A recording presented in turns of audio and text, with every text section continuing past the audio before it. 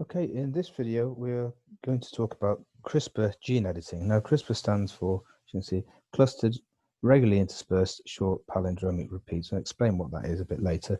But the CRISPR system is a bacterial, immunological system. It's the way the bacteria protects itself from infection by viruses. So there are classes of viruses called bacteriophages, which infect bacterial cells. And what the CRISPR system does is it enables the bacteria to recognize DNA from the virus, and then it will use this enzyme here, Cas9, or it's different for different bacteria, but Cas9 is one that's used in gene editing. This is an endonuclease. It's a nuclease. It will cut DNA. But it won't just cut any old DNA. It will cut DNA at a specific sequence, and it's guided into this sequence by the RNA guide molecule, which is associated with the Cas9 protein.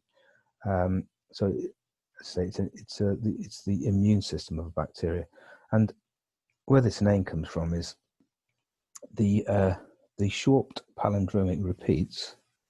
Right, a palindromic repeat is a sequence that reads is like a mirror image of itself, and what that enables it to do, it enables it to form little hooks here with base pairing in the RNA. Okay, and so there are loads of those in, and they are interspersed by the guide bit of RNA. So this is the guide sequence, which is recognized as a particular bit of DNA, and then there's another one of these palindromic repeats there. So that's where it comes from. And one E. coli might have 20 or 30 different guide RNAs in its chromosomes. So it can recognize 20 or 30 different bits of viral DNA. And each guide is, as I say, is separated from the next bit by one of these palindromic repeats. And those palindromic repeats, these little hooks, are important for the RNA molecule to sort of link and attach into the Cas9 nuclease. Okay, so this Cas9 works if you put it into eukaryotic cells, human cells, or mammalian cells. It will work there as well. It's a bacterial protein, but it will cut DNA in those cells as well, no problem at all. So what it does is it will cause a break in the DNA, double-stranded break in the DNA at the specific sequence that the RNA molecule is guiding it to. And then what normally happens, if you get a break in DNA, it gets repaired, okay?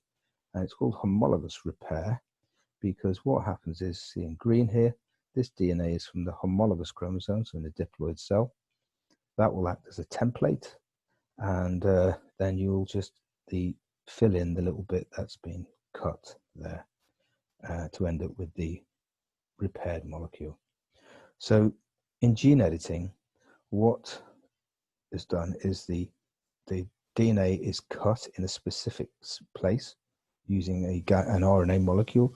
So the RNA molecule is custom made to guide the Cas9 protein to cut a specific gene that the scientist is interested in. And then they don't let it repair by itself. What happens is another bit of DNA is added, this red bit, okay? And that will act as a template instead of the homologous chromosome. So they put a large amount of this DNA, this in, and that acts as a template. And then instead of the DNA being repaired with in the normal fashion from the homologous chromosome, you can mutate this bit of DNA to put whatever sequence you like into it. And so that means that the mutation is now it's been incorporated into that DNA. So the gene, the DNA has been edited. So you can choose where the DNA is cut by choosing the correct guide RNA molecule, and you can choose what repair you want to happen by choosing the correct sequence in that red bit of DNA which you had there. Okay, so that's the basis of gene editing. Let's just have a look at how a bit more practical detail how it's done. So here we've got a eukaryotic cell. Right, that could be a tissue culture cell, or it could be a cell removed from someone's bone marrow, or it could be a plant cell. You want to do genetically modified crops. And what is put into that is a plasmid, okay, so some foreign DNA, a plasmid vector to carry the foreign DNA in there. If we look at more detail of this plasmid here, we can see it's usually got two genes in it. It's got the Cas9 endonuclease, so that's a protein which cuts the DNA. And next to it, you have the, in blue here, you have, this is codes for the target RNA. Okay, so the whatever gene you're interested in, you need to insert this bit of RNA with the correct sequence to guide the Cas nuclease onto the correct site to cut it. So that's all in one plasmid. And then also added to the cell, you know, remember we needed this red bit of DNA here to act as a template to guide the repair. So that needs to be added as well. In actual fact, sometimes that DNA can be incorporated into this plasmid. So and you'd have three separate genes in that plasmid. Right, so that's how it works. Let's talk about one application of it, which has it been used in the clinical setting? There's currently a clinical trial going on for treating sickle cell disease. So just a quick reminder about sickle cell disease. Right, so here, sickle cell disease is a mutation of the beta gene in the hemoglobin. So hemoglobin is a tetramer, there's 2 alpha subunits, 2 beta subunits. There's a 1 base mutation in this beta gene here, which leads to a 1 amino acid substitution. And that makes the adult hemoglobin doesn't function properly and causes all these problems which you see associated with sickle cell disease, which is, you know, a life-shortening disease, a very severe disease. So you might think, right, what's the approach? So here, there is our DNA for our beta gene with a mutation in it. Well, you might think the most obvious way would be to maybe repair that 1 base pair mutation. There is a trial undergoing that, but it's not at such an advanced stage as this other one I'm going to talk about now. A slightly different approach. And what this version is, if you look here, you have fetal hemoglobin. So in the fetus, fetal hemoglobin is slightly different to adult hemoglobin. It's got a higher affinity for oxygen, so it can take the oxygen from the placenta. And the only difference is the alpha chains are the same, but you have instead of beta, you have a slightly different protein, the fetal beta version. So it's a little bit different, very similar to the adult beta. Now, normally when a child is born, the fetal hemoglobin gene is switched off and the adult beta takes over.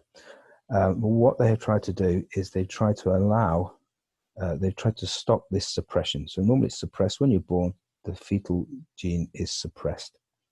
And it's suppressed by another protein encoded for by this gene here, BCL2A.